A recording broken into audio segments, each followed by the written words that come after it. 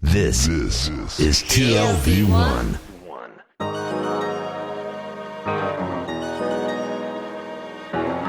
The Tel Aviv Review with Gilad Halpern. Hello and welcome to the Tel Aviv Review, a program dedicated to the word, to the thought and to debate. I'm your host, Gilad Halpern, and every week I'll be engaging in close encounters of the intellectual kind, with writers and scholars, or just people of ideas of all types and vocations who have done something to make our lives a tad more interesting. My guest today is a history professor and director of Jewish Studies at Bard College in the United States. She is also the author of a new book entitled YIVO and the Making of Modern Jewish Culture, Scholarship for the Yiddish Nation, that was recently published by Cambridge University Press. It tells the story of YIVO, a Yiddish acronym that stands for Yiddischer Wissenschaftlicher Institute, or the Yiddish Scientific Institute, from its foundation in Eastern Europe exactly 90 years ago. Dr. Cecile Kuznitz, welcome to the Tel Aviv Review. Thank you very much. So when YIVO was founded in 1925 in Eastern Europe, what was its mission and mandate? What did it seek to achieve?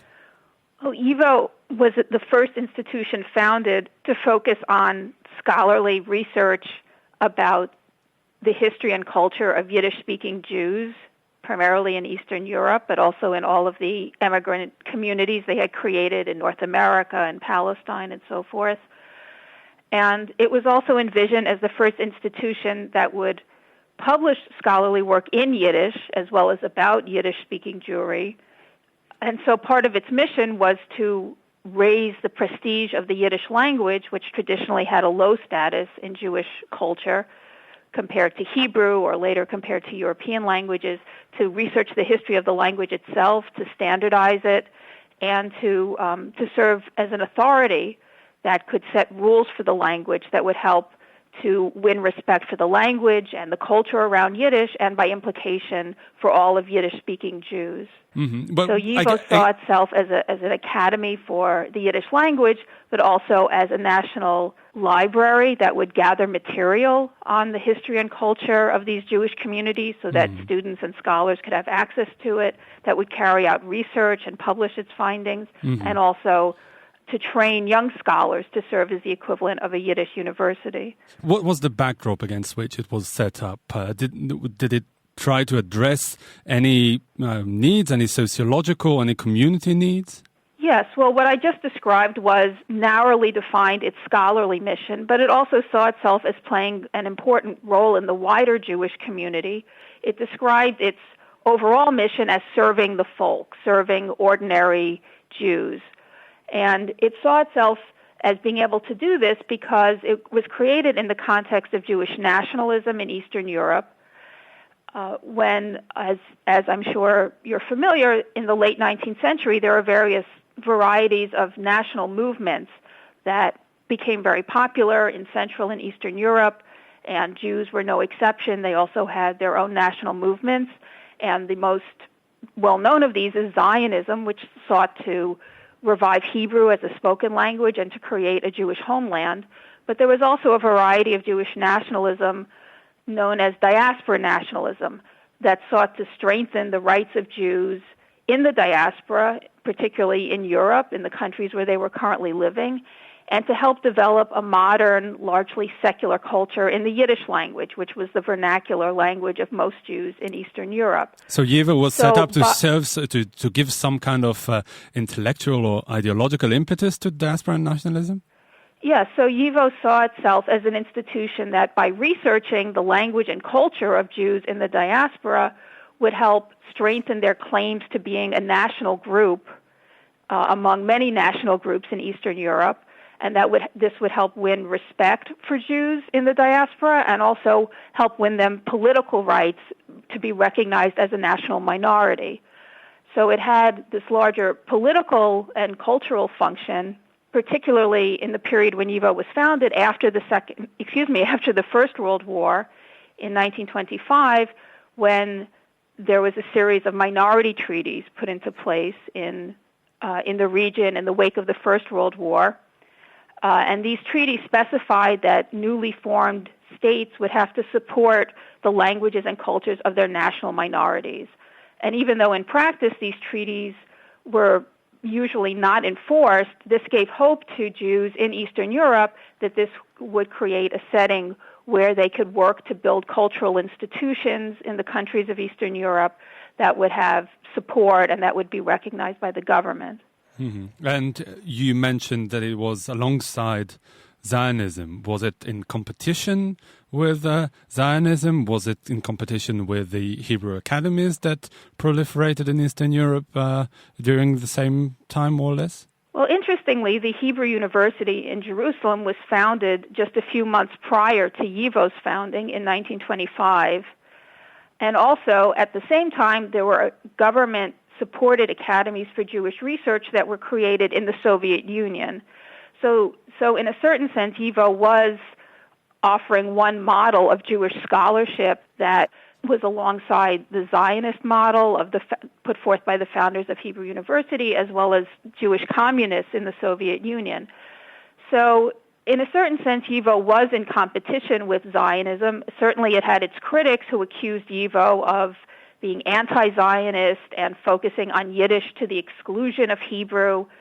The leaders of YIVO never saw themselves that way. They always said that they were interested in researching all of Jewish culture and all of its many languages and manifestations. And in fact, it did carry out research not only on Yiddish-speaking communities, but on Mizrahi communities, communities in North and South America, etc. But its focus really was on Cecile, Yiddish language and on Yiddish-speaking communities. But wouldn't you say that the political implications of YIVO, as you just described, are mutually exclusive with the ultimate goal of Zionism? Even if they didn't say they were anti-Zionist, weren't they anti-Zionist by implication? Well, I wouldn't say they were anti-Zionist. They didn't work against Zionism, or they didn't actively oppose the creation of a Jewish homeland. But they felt, most of the founders felt, that it was more urgent to work on behalf of Jewish rights in the countries of Eastern Europe. So in that sense, they did present a kind of alternate model where instead of advocating emigration from Eastern Europe in the 1920s and 30s as conditions became more difficult for Jews in Europe, most of YIVO's founders were interested in finding ways to strengthen Jewish life and work for Jewish rights in the diaspora. Now, there were also several supporters of Zionism who were among YIVO's founders and scholars and so forth, so it wasn't necessarily in opposition. There were Zionist figures who also collaborated in YIVO's work.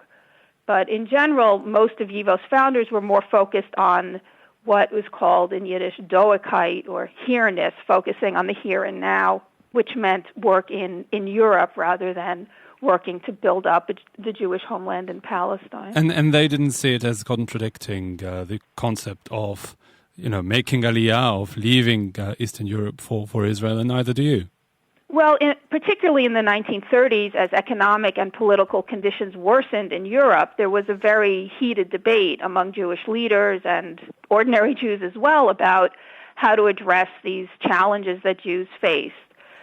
So there were some people who really focused on emigration to the land of Israel as one possible option. And YIVO's economic statistical section, which was one of its four main scholarly sections, actually created a new journal in the late 1930s specifically to focus on questions of employment and emigration, trying to address these questions of where could Jews find work, where could Jews settle in new communities. And so Zionism and Aliyah was seen as one option, obviously for Jews, but unlike Zionists who focused exclusively on that as the solution to the Jewish problem, as it was sometimes described, diaspora nationalists, as I said, focused more on a range of options that Jews might pursue as a way of alleviating their situation. Yeah, in the 1920s and 1930s, things weren't great for Jews in Eastern Europe, and of course it got even worse as time progressed. And you said that YIVO was set up in the wake of the Minority Protection Treaty that inspired many Jews with optimism. Did it dissipate over the years? Do you see like a decline of the optimism that was there in the beginning? Yes, I think it did. I think in the early 1920s, when YIVO was founded, it established its headquarters in the city of Vilna, which in that period was part of Poland. Today it's known as Vilnius, and it's the capital of Lithuania. But when YIVO established its headquarters in Vilna, the Polish government was legally obligated by international treaties to support schools and cultural work in the languages of its national minorities, which in the case of Jews meant the Yiddish language. And this gave great optimism to the founders of YIVO. But as I mentioned, it quickly became apparent that the Polish government was not going to carry out its treaty obligations. So this sense of optimism gave way to the realization that it would be very difficult to finance an institution like YIVO without government support, and this was one of the problems that YIVO always struggled with, where to get sufficient funding. And then by the 1930s, the economic situation became much worse when the economic crash that began on Wall Street reached Europe, and then, of course, after 1933, with the rise of Hitler and the rise of right-wing movements in Poland in the mid-1930s, the political situation got increasingly worrisome. So YIVO did feel itself under increasing pressure on how to deal with the economic and the political situation, and there were some elements within YIVO as well as critics outside of YIVO who always pushed the institution to be more political and to take an explicit political stance given the difficult conditions of the day. But the majority such as of what? Anti-Nazi or anti-nationalist or what? Well, really the question was YIVO supporters were overwhelmingly drawn from the left, meaning ranging from liberal to communist, let's say. And there were some elements who within YIVO's leadership and supporters who were socialists. They were members of one of the two most popular Jewish socialist political parties, the Bund, which was a diaspora nationalist party, and not advocating for Aliyah, but advocating for Jewish rights in the diaspora, or the left wing of the Poale Zion party, which was both Zionist and diaspora nationalist, so to speak. It balanced work in the diaspora with its Zionist principles. So there were some elements within YIVO who thought that the Institute should affiliate essentially with the socialist movement. And this became more pressing in the 1930s with the formation of the Popular Front and so forth, with the sense that that the left should unite together with the Soviet Union in the fight against fascism. So really the political pressure on YIVO was to openly affiliate not with a particular political party, but with socialism as a movement.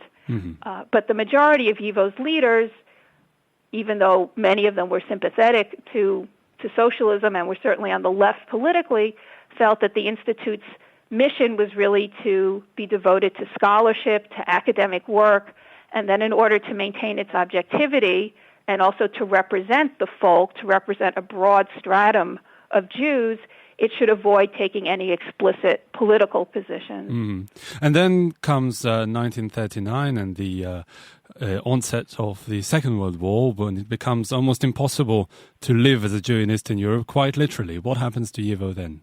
Well, the history of YIVO during this period is very dramatic and very complex. YIVO's established its headquarters in Vilna, but it was always envisioned as an institution with branches throughout the world, and a branch in New York had been established also in 1925.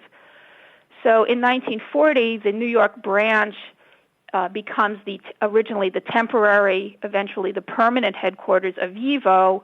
Originally it's envisioned as just a temporary measure during the duration of the war. The Soviets invade Vilna, then they leave, then they come back. So for about a year, YIVO continues to operate as part of Soviet Lithuania, when it does continue its work, even though the war is already in progress. But then a year later, the Nazis invade. And once the Nazis come in, they turn the YIVO headquarters building into a sorting center for looted Jewish cultural property. So the YIVO collections themselves, as well as other collections that are brought there, the Nazis want to sort through this material, save what they consider the most valuable and send it to Germany for a museum that they planned to establish after they had annihilated the Jewish people, a museum of the so-called extinct Jewish race. And the vast majority of this material they wanted to destroy. Mm-hmm. So would you say that the bulk of the work that had been done at YIVO up until the Second World War was lost? Well, a large part of it was destroyed by the Nazis. Ironically, the material that was shipped to Germany, what the Nazis wanted to save, that was recovered after the war. Some of the workers who were forced as slave laborers under the Nazis to sort the material did their best to rescue some of these documents at the risk of their lives, and a small amount of material was saved that way and recovered after the war. But it was believed that everything else had been destroyed. The YIVO building itself was destroyed through bombing by the end of the war, and so anything that was remaining there had been destroyed. So it was only in the end of the Soviet period with perestroika that it became known that there was a significant amount of material that scholars had believed that the Soviets had destroyed in the post-war period that had survived just conditions of neglect, but it hadn't actually been destroyed by the Soviets in the post-war period, and that only came to light in the 1990s. But during the Second World War, the center of gravity of YIVO becomes New York City, where it stays to this day. In the post-war period, how radically was YIVO's mandate and work changed? Because it is, after all, a new cultural environment, and of course, the whole geopolitical makeup of the world had changed radically. How did it affect YIVO's work? Well, it did affect YIVO's work in a very fundamental way, because YIVO's original mission was really based around serving not just a small group of scholars, but really a mass audience of Yiddish-speaking Jews in the ways I've described. And it did have mass numbers of grassroots supporters that worked on the Institute's behalf prior to the Second World War. In the wake of the Holocaust, so much of that population is decimated that YIVO really no longer has this mass audience of Yiddish speakers on which to base its work. And so it has to adjust its mission in the United States. It still remains committed to the Yiddish language. It remains committed to documenting and presenting material on East European Jewry. But it also quickly turns its attention to documenting and researching the Holocaust. It becomes really the first center of Holocaust studies in the world, even before the creation of Yad Vashem in Israel. And it also turns its attention to American topics, to American Jewry, and really tries to ground itself in its new American setting. But the vision of YIVO as an institution really based on millions of Yiddish speakers, working on behalf of the rights and the culture of a mass audience of Yiddish speakers, it isn't really able to replicate in the United States for clear demographic reasons. Mm-hmm. And was it marginalized in the Jewish world following that development? Well, in the United States, the most important YIVO scholar, Max Weinreich, who was one of its leaders in Eastern Europe, is the only YIVO leader to survive the war, and he goes on to lead the institution in the United States. And Weinreich in the United States, as I said, remains committed to the vision of Yiddish scholarship and really tries to integrate YIVO into the American Jewish community and into the larger American academic community. He feels very strongly that in the United States, the legacy of Eastern Europe, the history of Jews in Europe is something that American Jews need to understand and that needs to be part of the larger academic scene. And he works very hard on behalf of this vision that he believes in very strongly. I would say he has some mixed success, and this is a period when most American Jews are moving away from Yiddish. They still associate it with their immigrant roots. And Jewish studies, as we see it today as an academic field, really doesn't exist in American universities. Mm-hmm.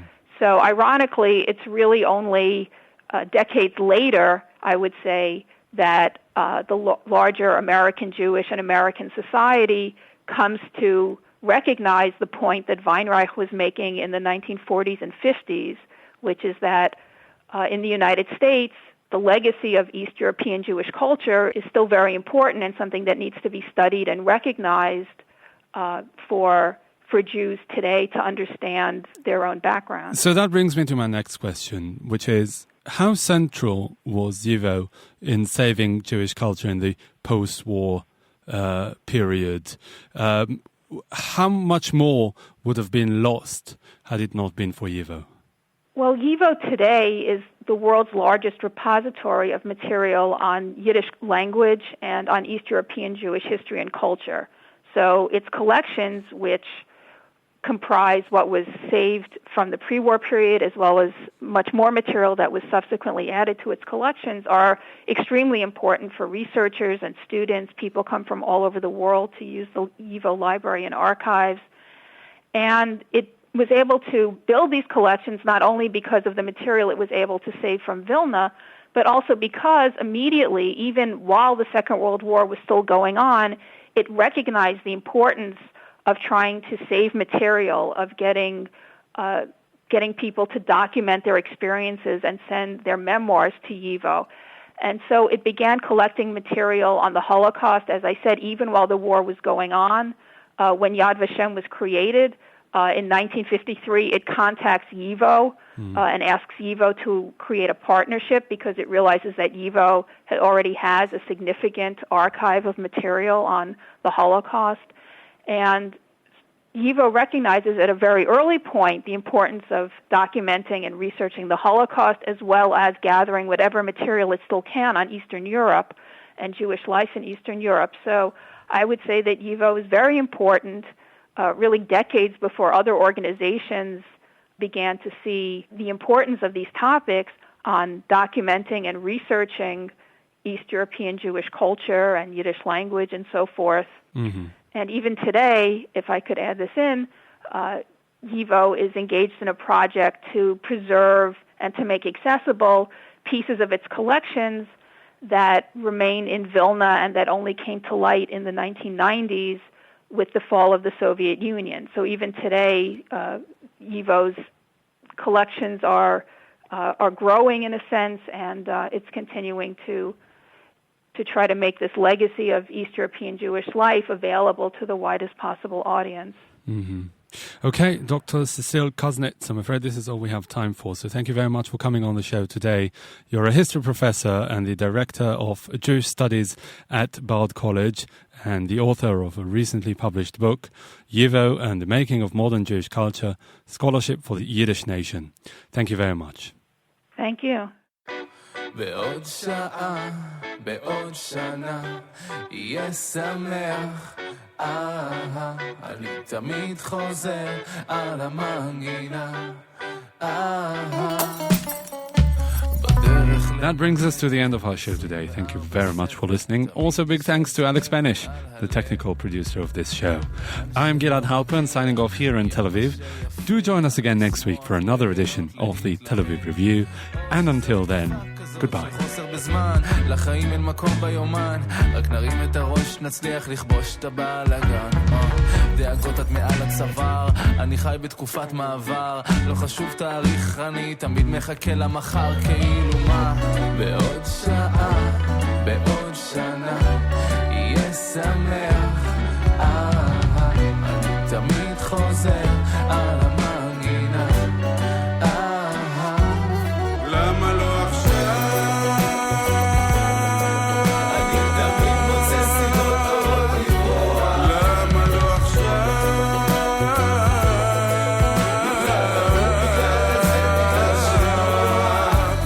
יפו עד אתונה, כל כריש או טונה, כולם רוצים אותו דבר. קמים כל יום בבוקר ומחכים לאושר בתור ארוך שלא נגמר. כן, יום אחת מחכה לדבר, אחד לתוספת שכר, ואני מחכה שהשחר יקה ודברים יסתדרו כבר לבד. סיבות תירוצים נימוקים וכולם מחכים ורק הזמן לא מחכה לאף אחד. בעוד שעה, בעוד שנה, יהיה שמח, אני תמיד חוזר על המנגינה.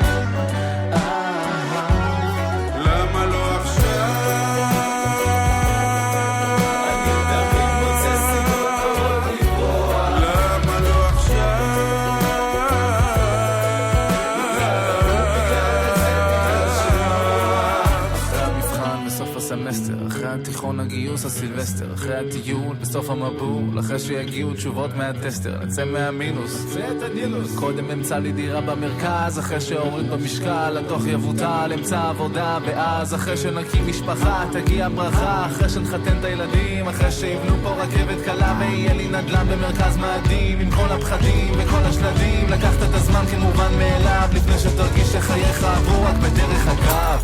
למה לא עכשיו?